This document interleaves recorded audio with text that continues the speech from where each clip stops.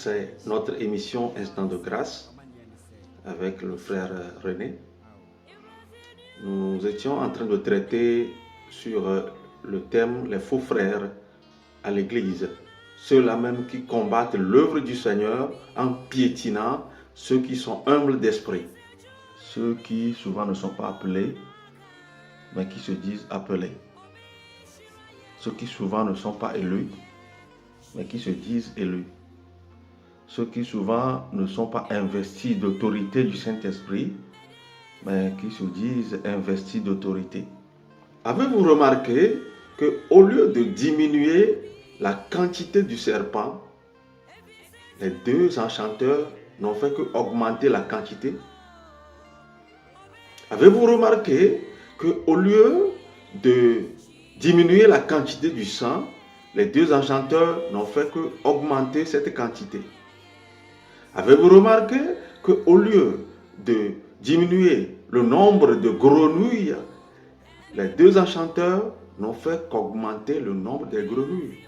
Or, ces faits que je viens de citer, la Bible l'a appelé des plaies, c'est-à-dire un problème sérieux pour l'Égypte.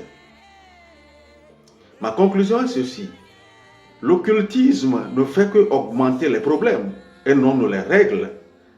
Ça pourrait vous donner quelques apparences trompeuses. Et beaucoup se fient à cela. Ils disent, oh, l'essentiel c'est de vivre bien dans cette vie. Dans l'au-delà, on ne sait pas ce qu'il y a là-bas. Moi, je profite de ma vie ici. Et on va chez les marabouts, chez les enchanteurs, chez les magiciens, chez les occultistes. Et on vend notre âme. Mais la réalité est que tous ceux qui se sont engagés dans ces histoires, leur fin est connue. Vous pouvez vous renseigner. Juste pour dire à nos jeunes qui parlent constamment de retour aux traditions, je peux vous assurer que nous devons choisir la meilleure tradition pour faire ce retour et non l'occultisme. Cette façon de se lancer dans la main de l'inconnu que vous ne connaissez pas. Mais je viens de tirer ma conclusion. Ces esprits d'enchantement ne font qu'augmenter le problème. Tu peux sourire pour 1 an, pour 2 ans, peut-être pour 5 ans, voire 10 ans. Mais après, le problème revient de plus belle et pire qu'avant. Que le Seigneur nous fasse grâce dans ce domaine, afin que nous puissions choisir lui qui est le seul chemin, la vérité et la vie. Au nom de Jésus-Christ de Nazareth. Amen. Continuons maintenant avec l'histoire des faux frères en général. Dans l'église aujourd'hui, il y a de ces frères et de ces sœurs qui s'introduisent dans l'église pour épier la liberté des chrétiens. Cette liberté que nous avons en Jésus-Christ. Ensuite, dans le but d'asseoir leur notoriété et de nous asservir. C'est ce que l'apôtre dit dans Galates 2, le verset 4. Je lis. Et cela à cause des faux frères qui s'étaient furtivement introduits et glissés parmi nous pour épier la liberté que nous avons en Jésus-Christ avec l'intention de nous asservir.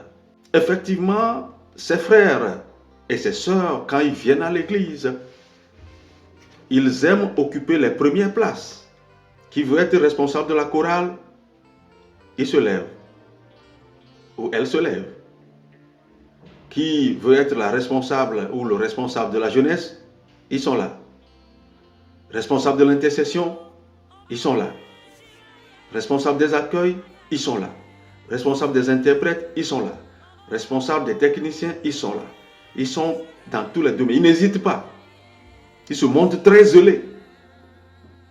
Je ne dis pas que tous ceux qui sont zélés à l'église sont des faux frères. Hein? Mais je dis que ceux qui sont conscients des enjeux de chaque responsabilité à l'église hésitent. Quelquefois même le pasteur le nomme et il refuse ou il résiste. Il a fallu quelquefois que le pasteur insiste plusieurs fois avant qu'il prenne ces responsabilités-là parce qu'il connaît la charge, il connaît le poids. Mais les frères et les sœurs dont nous parlons ne mesurent pas ces réalités-là. Parce que leur enjeu, c'est occuper une poste stratégique et piller la liberté des chrétiens, s'appuyer sur notre crédulité et quelquefois notre naïveté pour ensuite dominer. Je ne parle pas seulement des frères et des sœurs, comme je le dis habituellement, y compris les responsables chrétiens. Certains sont des apôtres, des évêques, des docteurs. Ils ont su occuper ces postes habilement. Au travers de leur intelligence à l'école, rapidement ils ont gravi les échelons et ils ont eu leur licence en théologie, etc. Et ils s'appuient sur ça pour rapidement monter dans l'échelle. Et ensuite, utiliser cette position pour dominer. Vous les verrez se comporter comme des directeurs d'entreprise. Ils veulent tout contrôler, ils veulent tout décider. Et rien n'est à l'image de la parole de Dieu. C'est justement de ces personnes-là dont nous parlons. Ils prennent des décisions dont ils ne veulent pas se défaire. À la chorale, même chose. Dans l'équipe d'intercession, même chose. On ne comprend pas finalement leur motivation. C'est de cela que Paul parle. Leur motivation, c'est de dominer. Souvenez-vous de la résistance de Jonas à l'appel de Dieu. Pourtant, c'est un évangéliste hors norme. Mais connaissant les dangers, la charge, le risque, il résistait. Mais nous parlons des frères et des sœurs qui n'ont qu'un seul objectif: s'approprier un poste, s'introduire dans l'église, infiltrer les chrétiens comme un agent secret pour prendre une responsabilité et ensuite pour nous asservir. Paul disait dans 2 Timothée chapitre 3, le verset 8, qu'ils sont corrompus d'entendement et reprouvés en ce qui concerne la foi. C'est bien de cela dont il s'agit. La communauté chrétienne est l'ensemble des frères et des sœurs unis par la volonté de Dieu et par son amour. L'Église est donc censée être un cadre d'accueil, de soutien, de partage, de service mutuel, où chacun reconnaît l'autre comme faisant partie intégrante de la famille. Mais qu'est-ce qu'on voit aujourd'hui? Un responsable se comportant comme un entrepreneur ou un chef d'entreprise, voulant tout contrôler. Le Seigneur dit dans Marc 3, verset 35, je lis: car quiconque fait la volonté de Dieu, celui-là est mon frère, ma soeur et ma mère.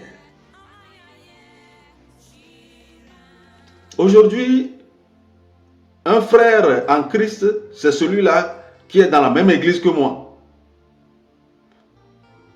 Aujourd'hui, un frère en Christ, c'est celui-là qui fréquente la même église que moi. Et cette doctrine-là, ou ce précepte humain, ne peut être soutenu par la Bible. Mais pourtant, c'est ça qui fait volonté de loi et de principe dans toutes les églises aujourd'hui. Un autre aspect aussi important, c'est lorsque des frères et des sœurs s'introduisent dans nos églises, qui donnent l'impression de bons chrétiens, mais ils n'ont pas une véritable foi en Dieu, et qui entre-temps vont rentrer dans l'intimité d'un homme sérieux ou d'une fille sérieuse de l'église, cherchant à l'épouser. Et ils passent par des manipulations, des tromperies, et finalement, on se retrouve avec un mariage à problème, où il n'y a pas la paix. Souvent, la nature de ces personnes, de ces filles, ils sont des faux. De ces hommes qui sont des faux, se révèlent qu'après le mariage. Ce sont ceux-là que nous appelons des faux frères. C'est pour cela que nous ne devons plus nous laisser berner. Toi, femme, toi, homme, jeune homme d'église, ne te laisse plus influencer par n'importe quelle femme. Ne te laisse plus influencer par n'importe quel homme. Parce que c'est des faux frères qui sont parmi nous. Il suffit de prendre le temps, le Seigneur peut nous révéler s'ils sont véritablement dans la foi ou non. Et cela amène beaucoup de problèmes après. Beaucoup de problèmes d'instabilité. Même ce genre de fait anéantissent totalement même le ministère de certaines personnes.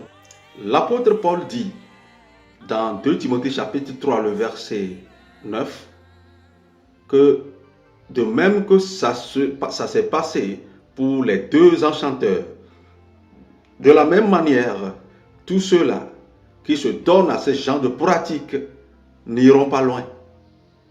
Parce que leur mauvaise œuvre sera manifeste pour tous. Je vais terminer avec cette remarque. Paul n'a pas maudit les faux frères. Paul n'a pas maudit ses sœurs corrompues d'entendement.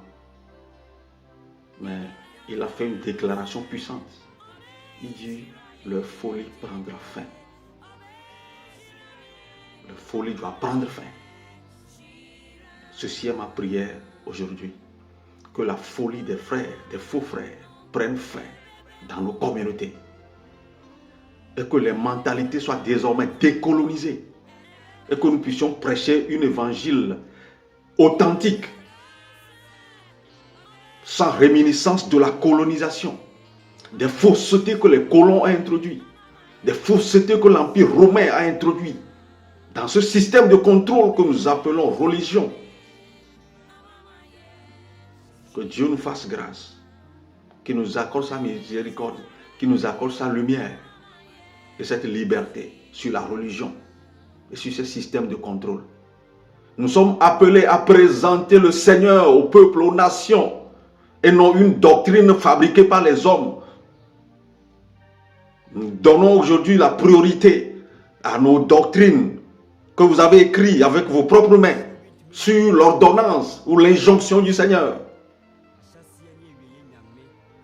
C'est pour ça que je demande qui vous a envoyé. C'est ce que j'avais demandé dans l'émission précédente. Qui?